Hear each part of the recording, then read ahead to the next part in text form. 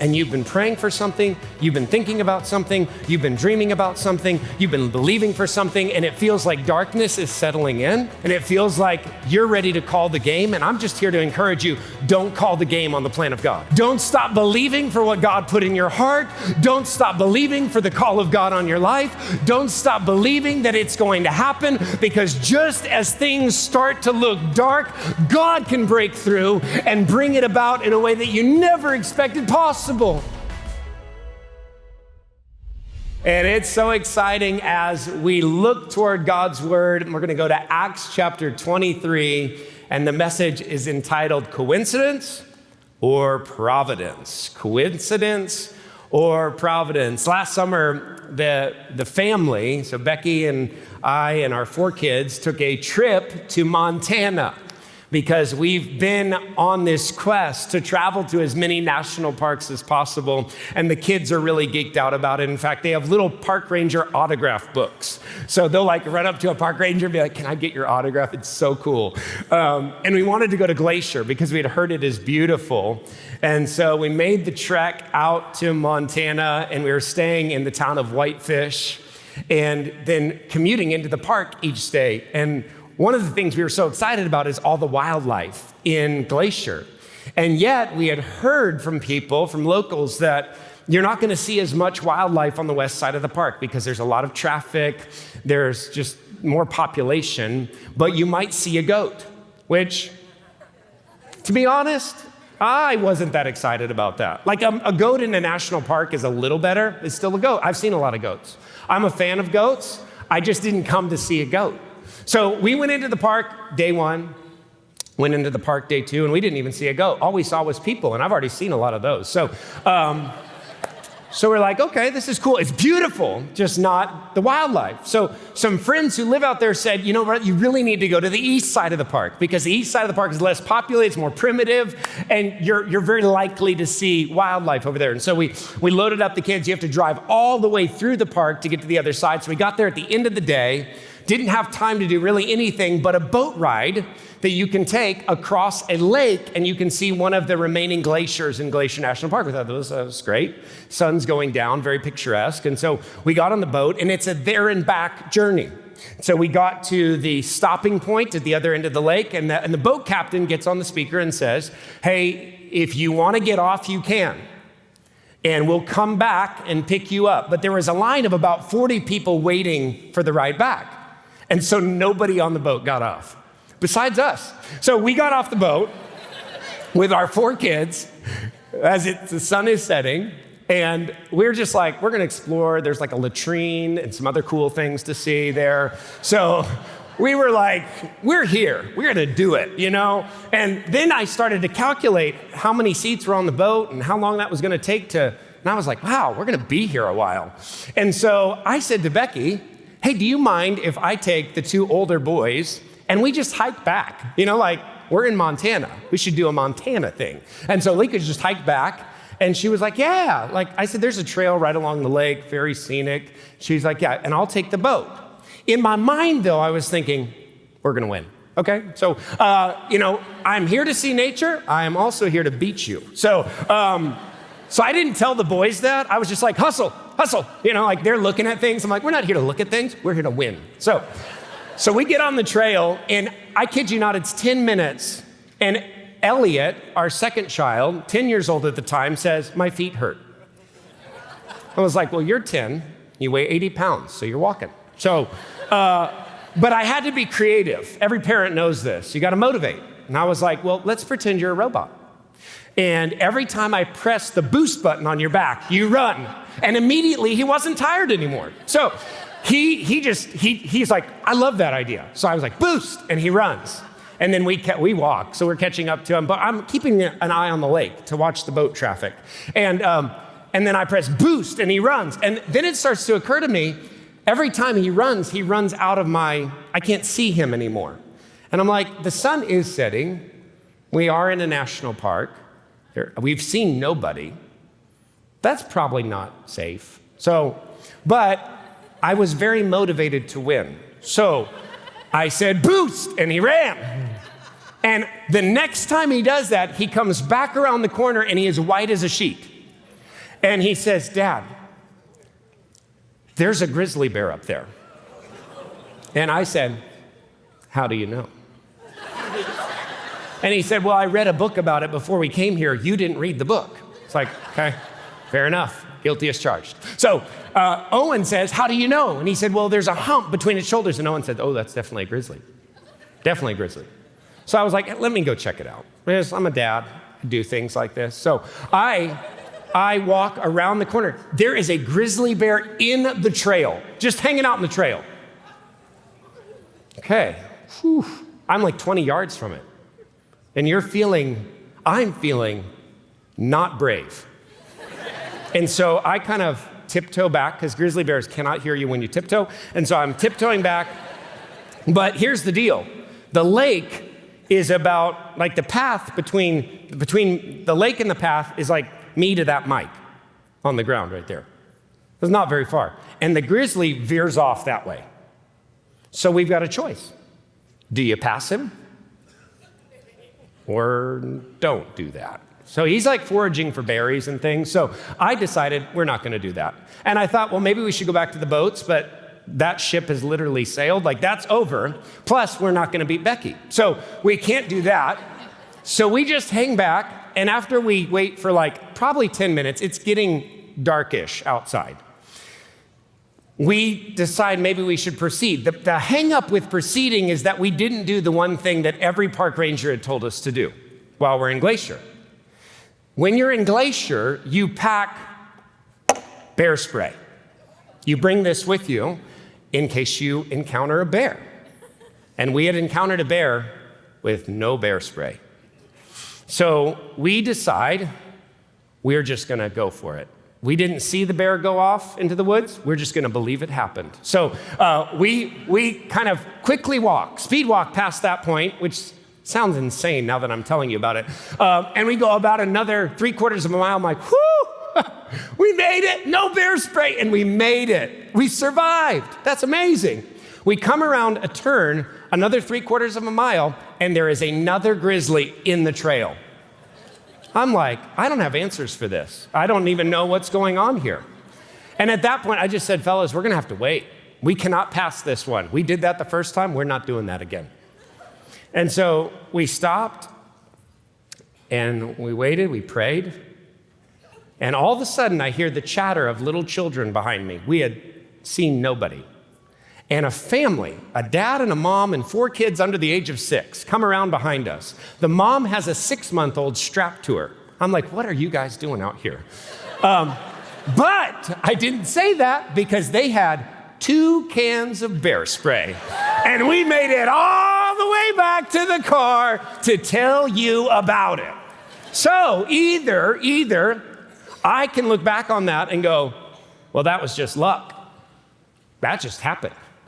That was just, man, we were super, super fortunate. That was, what a coincidence that they would come around the trail as the sun was going down and we were gonna have to live in Glacier for the rest of our lives. What a coincidence. Or is it something else? Here's the thing, there are all sorts of things happening in the life of every single person listening to this message. And you can look at the chain of events that is lining up and you can go, which a lot of the world says this, wow, this is kind of interesting. I mean, how that happened, and man, what just dumb luck.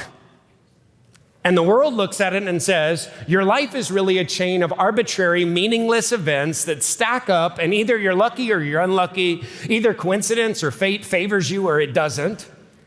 Or option 2, you can take the perspective of the scripture that God in heaven created you on purpose for a purpose, and that he is ordering your steps in accordance with his will, according to the hand of divine providence. It's one or the other. Either it's just a series of meaningless events, or God is at work. And as we go to Acts chapter 23, we look at a story that is so interesting. And the reason this story is so interesting is that the story at the end of Acts 23 has no mention of God. It has no mention of any foundational doctrine in the Christian faith. It has no moral, practical application for godly living, which could cause you to wonder, why is it here? Why do we have this story? And the reason that we have the story is because it is perhaps one of the most graphic illustrations of the presence of God's guiding hand of providence in the lives of his people. That God guides us through the invisible hand of providence in ways that we could never orchestrate. That God is able, through his power, to weave together seemingly disparate and disconnected events to bring about what he wants done in our lives. It's providence. So we're going to go to Acts 23, and we're going to look at how God works in the life of the Apostle Paul, because as we look at this, what we're seeing is providence at work, and providence is the power behind the promise that you read in Romans chapter 8 and verse 28. Paul writes this, and we know that in all things, somebody say all things, God works for the good of those who love him and have been called according to his purpose. All things. He works in all things. And so as we go to Acts chapter 23, what we're going to see is three ways that God providentially worked in the life of the Apostle Paul to bring about his good and God's glory. And the first way he worked is through providentially protecting him. Providential protection. Let's go to Acts 23. When it was day, the Jews made a plot and bound themselves by an oath, neither to eat nor drink till they had killed Paul. So if you're new to the series, you're like, whoa, this was an interesting time to start.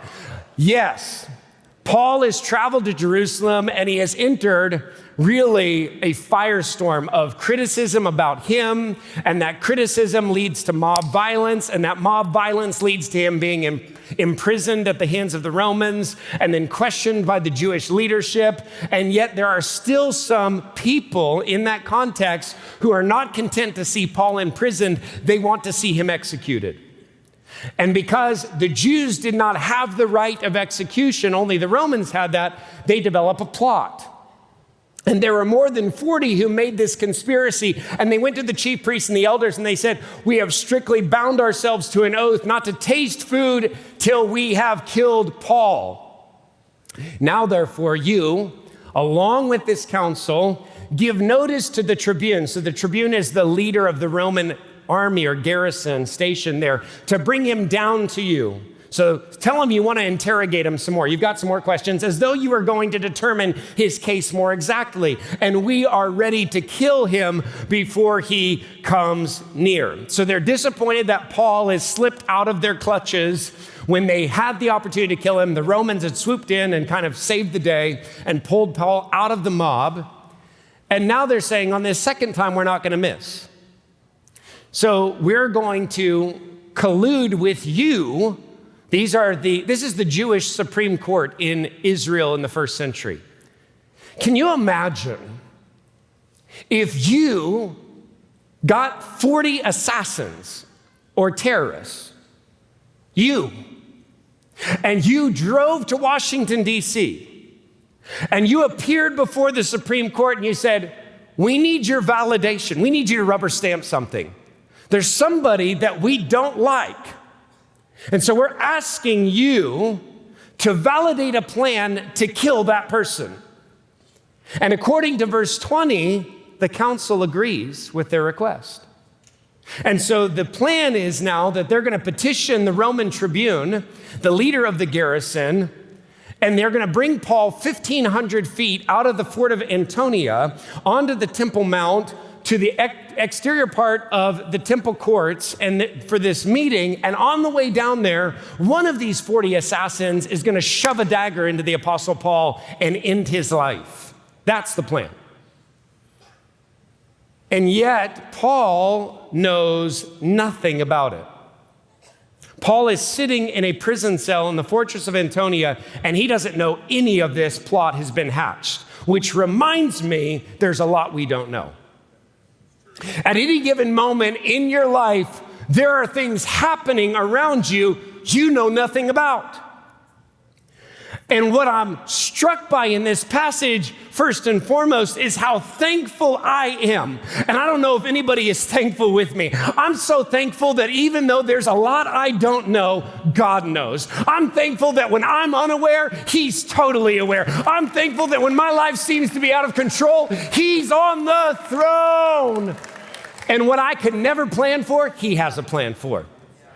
That's God.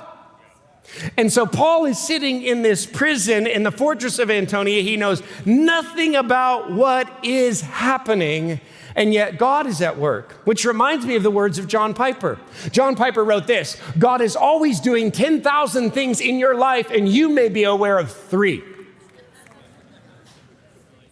God is always doing way more than what meets the eye. In fact, often we're completely unaware of what God's doing. And sometimes when we are aware of what God's doing, we don't even understand what He's doing. Because His ways are higher than our ways. His thoughts are higher than our thoughts. And yet God is always working. He's always working on your behalf. He's always moving His plan for you forward. We have to remember that God is at work.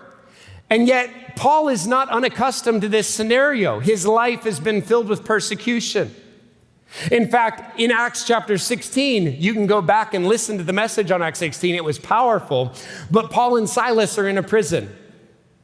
And as they're in that prison, God sends a localized earthquake to knock down the prison walls. And it sets them free. In other words, Paul has experienced God working miraculously on his behalf to set him free from a situation very similar to this one. And there are 2 ways that God works in our lives. He works miraculously and He works providentially. He works miraculously and He works providentially. When God works via a miracle, what does that mean? When God alters or overrides the natural laws and processes that govern creation to do the supernatural, that's a miracle. We just prayed that He would do that in the lives of people. I'm so thankful that He does miracles today. I'm so thankful He did miracles this week. I'm so thankful we can believe the God of miracles to do miracles in our lives. He's the wonder-working God. I was listening to a missionary this week recount all of the things he's seen God do. And I'm thankful God is doing those things overseas, and I'm thankful He's doing them right here. He's the wonder-working God. So He works miraculously. He also works providentially. Providence, when God works through natural circumstances and processes to do what He wants done. So there are times when God invades supernaturally a moment and everything changes because God's at work. And He instantaneously or sets something in motion that within a matter of days, it's resolved and it's supernatural, and people look at it and go, only God could do that. And then He also works through this person did this, and that thing happened, and then this happened, and then that happened, and then this happened, and then it all worked out. Providence. It's God working all things together for the good of those who love Him. So Paul is in prison. How is God going to protect him? Acts chapter 23 again. Now, the son of Paul's sister heard of the ambush. Now, this should surprise you if you haven't been reading the book, or if you've been reading the book of Acts, because the Bible nowhere else says anything about Paul's family. Nothing. But apparently, Paul has a sister, and his sister has a son, and his nephew hears about the ambush. So he went and entered the barracks and told Paul, and Paul called to one of the centurions and said, take this young man to the tribune, for he has something to tell him. So he took him and brought him to the tribune and said, Paul, the prisoner, called me and asked me to bring this young man to you as he has something to say to you. The tribune took him by the hand and going aside, asked him privately, what is it that you have to tell me? Now, this may come as a surprise to you, but I think that's intentional on the part of Luke. Luke intends for us to hit this as a surprise, because I believe that's very much the way it hit the Apostle Paul. We don't know the circumstances around his immediate family. We don't know if there were tensions. We don't know if they were ostracized. We just know we've heard nothing about them, and we can assume that they aren't closely connected to Paul. But out of nowhere, Paul's nephew shows up and speaks to the Romans who are guarding Paul and to Paul about this plot that has been hatched to end Paul's life. You know what? This is an amazing moment because you think about how this has come about. That one thing has led to another thing that's led to another thing, and now Paul's nephew shows up on the scene, and it's a reminder that God has all kinds of ways of surprising you. Our tendency is when when we're in prison in the fortress of Antonia, or when something is going wrong in our life, our tendency is to go, God, I just don't know how you're going to do this. I don't know. I don't know how this is going to work out. This seems so impossible to me. Our tendency is to tell everybody about how impossible our situation is. Our tendency is to go around and say, you know what, it's big and I don't know how. And our tendency is to agonize over it and let anxiety fill our hearts. I just wonder what would change, what would shift if instead of going, God, this situation is so impossible, if we started saying, God, I can't wait to see how you surprise me. God, I can't wait to see what you do this time because I know you're the God who works through providence and you're the God who works through miracles. God, and I believe you've got something on the horizon that is going to shake things up and he's going to set me free. God, I believe you're the one who can do it. I'm waiting for you to surprise me. Who knows how God is going to protect you? But I know that he will. He's the God who works providentially to protect his people, but he not only works to protect them, he also works to provide for them. Providential provision. Look at Acts 23 again. So the tribune dismissed the young man, charging him, tell no one that you have informed me of these things. Then he called 2 centurions and said, get ready, 200 soldiers, 70 horsemen, 200 spearmen, and go as far as Caesarea.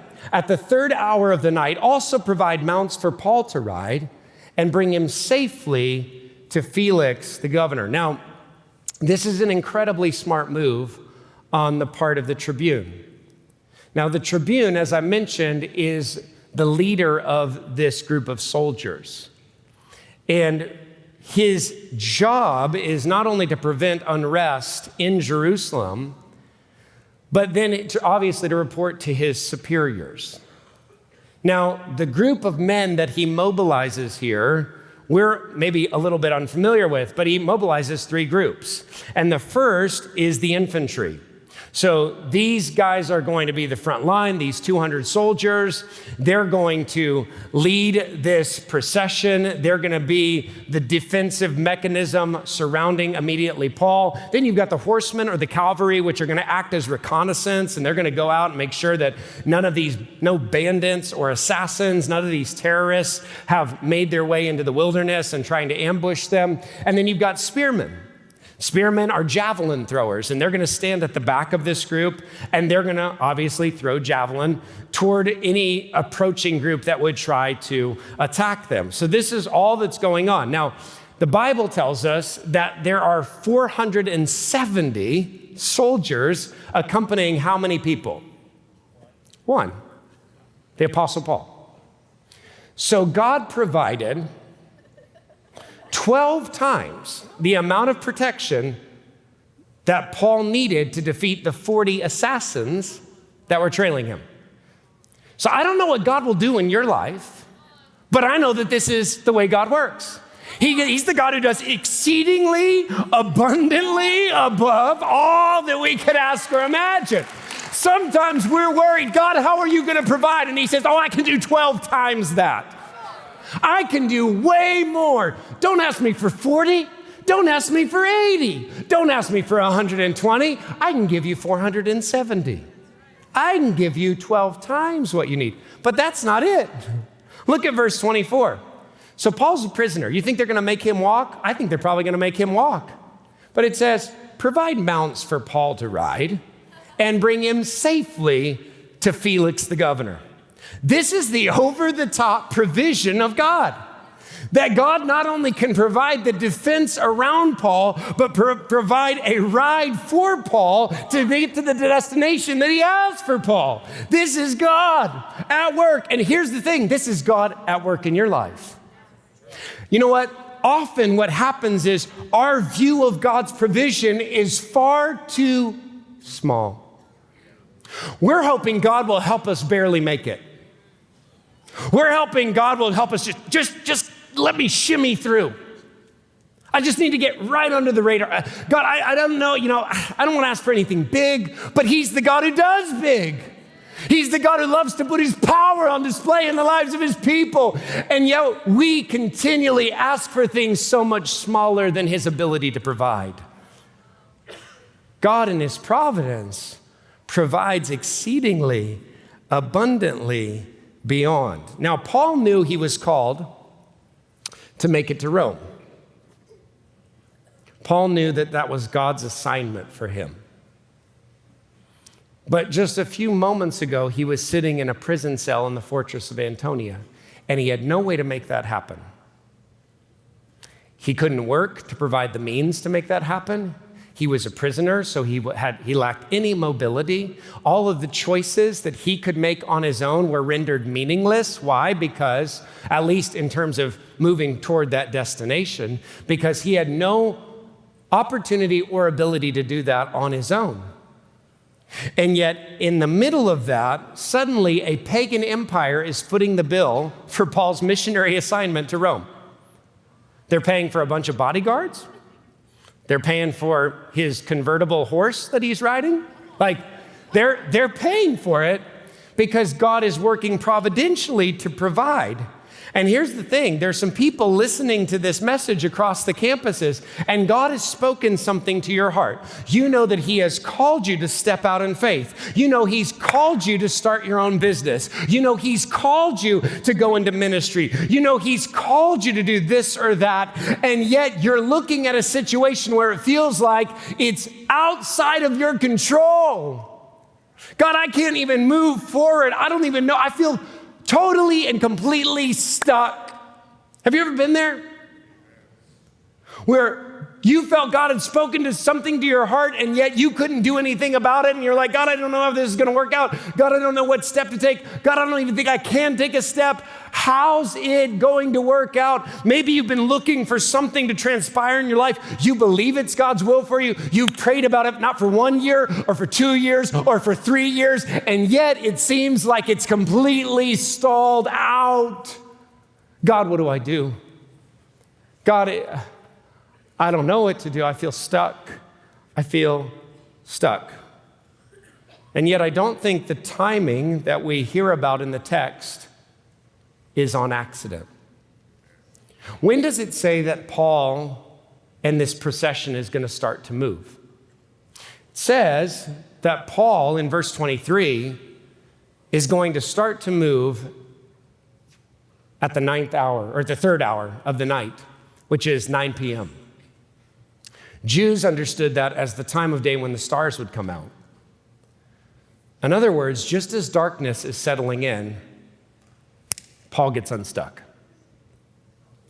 There are some of you, and you've been praying for something, you've been thinking about something, you've been dreaming about something, you've been believing for something, and it feels like darkness is settling in, and it feels like you're ready to call the game, and I'm just here to encourage you, don't call the game on the plan of God. Don't stop believing for what God put in your heart. Don't stop believing for the call of God on your life. Don't stop believing that it's going to happen, because just as things start to look dark, God can break through and bring it about in a way that you never expected possible, which is exactly what happens in the life of the Apostle Paul. It's often when the darkness settles in and you feel stuck that you keep looking for God, you keep trusting him, you keep believing him, and God opens the door that you thought would never open. God providentially provides. Number 3, though, God providentially positions. Look at his providential positioning. So the soldiers, according to their instruction, took Paul and brought him by night to Antipatris. And on the next day, they returned to the barracks, letting the horsemen go on with him. In other words, they broke up the fighting force, sent some of the men back, thought we're going to make it from here. And when they had come to Caesarea and delivered the letter to the governor, they presented Paul also before him. And on reading the letter, he asked what province he was from. And when he learned he was from Cilicia, he said, I will give you a hearing when your accusers arrive. And he commanded him to be guarded in Herod's praetorium, i.e., Herod's palace. Paul understood that this wasn't just a prisoner transport assignment. Paul understood that what God was doing in this moment is that he was strategically positioning him. Think about this. Paul knew he was supposed to go to Rome. And if he hadn't been a prisoner, very likely he would have heard that from the Lord. He would have boarded a ship and he would have made his way across the Mediterranean Sea to go to Rome. But God wanted to give him an audience with some of those powerful people in the region. People who didn't believe about Jesus, people who had never heard the gospel. Said, Paul, before you go to Rome, I've got some Roman officials that you need to talk to. Why? Because God is providentially positioning him exactly where he needs to be and giving him an audience with people he could never manufacture that moment on his own. Couldn't do it. And I think the lesson for us is this, that God is providentially positioning you. You know what? I don't know where you're at. I don't know what your workplace is like. I don't know what your immediate family is like. I don't know what your neighborhood is like. I do know this, God does. And you might say, you know what? It just doesn't seem ideal. Apparently, God thinks it is. For this moment, for your message to hit them right the way it's going to hit them from your mouth. Because God has put you on assignment. You could just say, well, you know what? It doesn't feel like the best moment for an assignment. Apparently, God has set you up. Here's the thing. We miss it if we look at our workplace and don't see the people around us as people we're called to reach. We miss it if we look on our neighborhood and we say, those aren't neighbors I'm supposed to meet and share Jesus with. We miss it if we walk through life and the interactions that we have, we say, well, that's an interesting coincidence. Funny that I ran into them. It's not funny that you ran into them. It's not an accident that you ran into them. It's not a coincidence that you ran into them. God placed you in a moment strategically so that they would see the presence of God on your life. They would hear the joy in your voice. They would hear the hope that resides in your heart. And you could point them to the God who wants to work powerfully in their life. It's not an accident. It's not an accident. You know what? As you think about Paul's journey to this moment, what's so interesting is that Paul goes to Jerusalem, and it just so happens that a mob attacks him. And then it just so happens that the Romans rescue him. And then it just so happens that he's put in the fortress of Antonia. And then it just so happens that his nephew overhears the plot. And it just so happens that his nephew comes and tells him. And it just so happens that the Roman tribune will actually listen to this little boy. And then it just so happens that they move him to Caesarea. And it just so happens that he ends up in an audience with Felix that we're going to hear about next week. It just so happens. You know what? But I think we give a lot of credit to an arbitrary, imaginary force that the world calls fate, and a fake force that the world calls luck. And we don't give nearly enough credence to God's providential positioning, which is happening in our lives. That's how Paul ended up here. I love what the writer William Temple said. He said, when I pray, coincidences happen. When I stop praying, coincidences stop happening. The life of faith is not a life of happenstance or chance. It's a life of God ordering your steps.